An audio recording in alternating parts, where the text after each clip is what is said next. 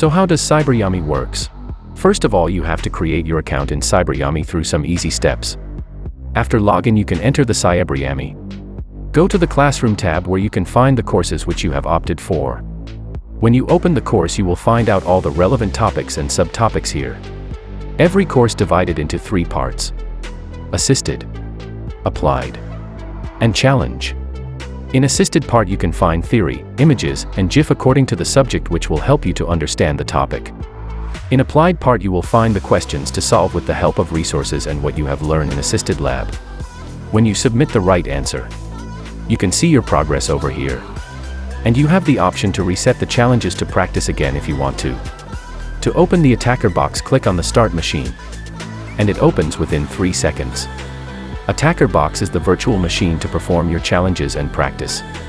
You can open Attacker box in New tab to have the full view. By default, Attacker box will be open for 1 hour. You can connect again with the Attacker box to practice more. This is how Cyberyami works.